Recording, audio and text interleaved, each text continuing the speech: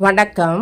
நான் கீதா அன்பழகன். இன்னைக்கு என்ன பதிவு நம்ம பார்க்க போகிறோம் அப்படின்னா, இந்த ஓரை சாஸ்திரம் தான். இந்த ஓரை சாஸ்திரம் அறிந்தவன் ஒரு நாளும் தோற்று போவதில்லை என்பது சித்தர்கள் வாக்கு. அவ்வளவு சிறப்பு வாய்ந்த இந்த ஓரை என்பது கால நேரம் அறிந்து நம்ம ஒரு நல்ல காரியங்கள் செய்யும் பொழுது அந்த காரியங்கள் வெற்றியாக முடியும்.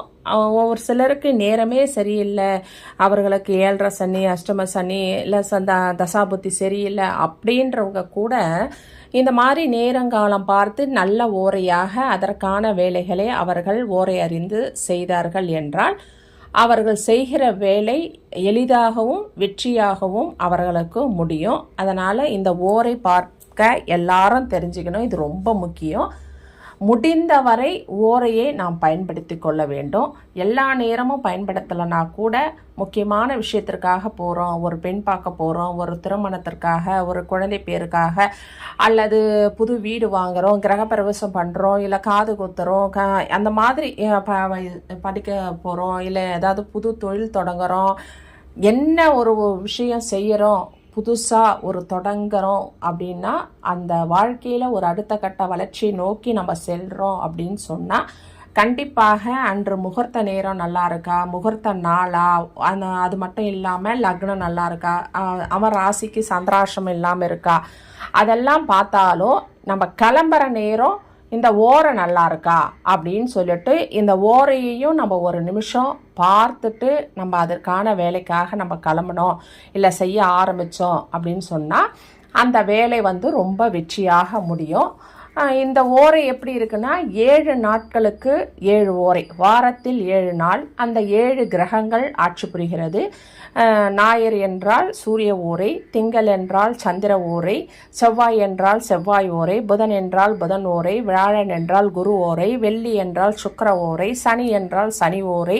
அந்த மாதிரி 7 நாட்களுக்கு 7 கிரகங்கள், 7 ஓரைகள், 7 ஆதிபத்தியம் வகிக்கிறது. ராகு கேதுக்கு ஓரைகள் இல்லை. எப்போ இந்த 7 ஓரையும் இப்போ ஞாயிறு என்று எடுத்துக்கொண்டா முதல் ஓரை சூரியன், அடுத்து சுக்கிரன், அந்த மாதிரி லைனாக இந்த 7 ஓரைகளும் லைனாக வரும்.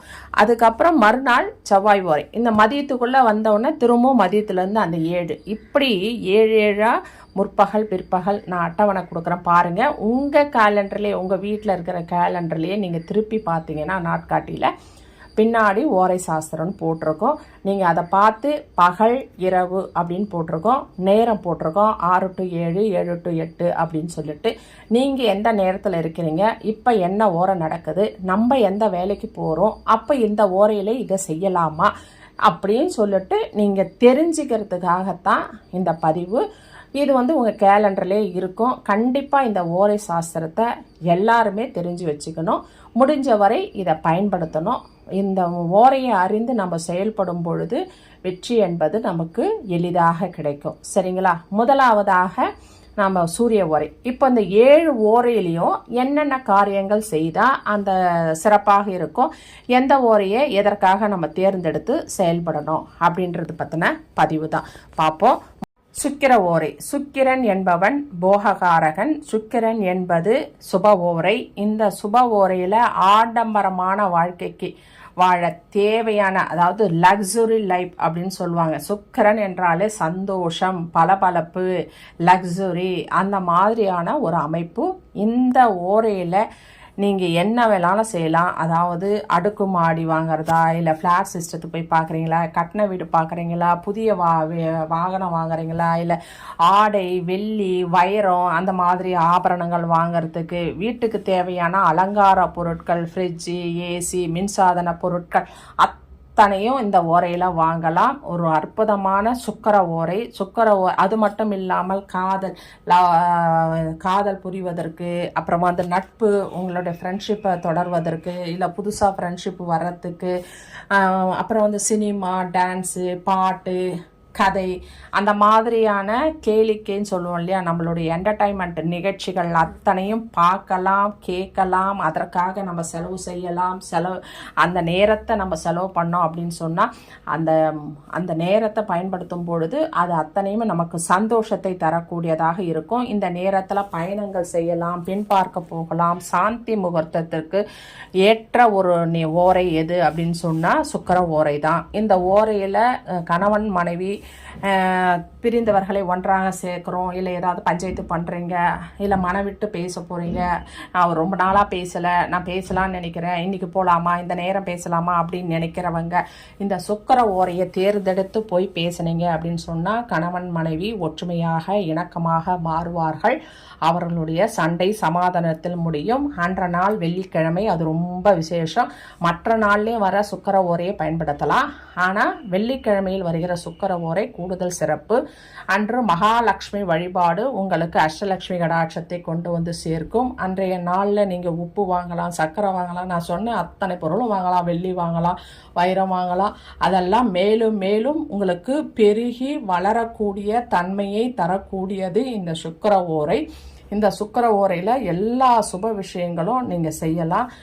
இந்த ஓரையில் காணாமல் போன பொருட்கள் உங்களுக்கு கிடைக்கணும் அப்படின்னா நீங்கள் தேடி பார்த்தீங்கன்னா மேற்கு திசையில் அந்த பொருள் வந்து உங்களுக்கு கிடைச்சிடும் கொஞ்ச நாளில். சுக்கிர ஓரை ரொம்ப நல்ல ஓரை தான். ஆனால் இந்த ஓரையில் சுபகாரியங்கள் செய்யலாம், சுப ஓரைன்னு தான் சொல்லுவோம். ஆனால் இருந்தாலும் வியாழக்கிழமையில சுக்கிர ஓரையை நீங்கள் பயன்படுத்தக்கூடாது. அதே மாதிரி வெள்ளிக்கிழமையில குரு ஓரையை பயன்படுத்தக்கூடாது. குருவும் சுக்கிரனும் பகை கிரகங்கள். அந்த நாள் வந்து அந்த கிரகத்துக்குரிய ஆதிக்கம் கொண்டதாக இருக்கும். அதாவது வியாழக்கிழமை அப்படின்னாவே குரு ஆதிக்கம் கொண்டது. அதுவும் குரு ஓரை என்பது கூடுதல் சிறப்பாக இருக்கும். அந்த வைப்ரேஷன் இருக்கிற நேரத்தில் நீங்கள் சுக்கிரனுக்குரிய சுக்கிர ஓரையை செய்தீங்க அப்படின்னா அந்த அளவுக்கு அது சிறப்பாக இருக்காது. அது போல தான் நீங்கள் சுக்கிர ஓரை ரொம்ப பலமாக இருக்கும்.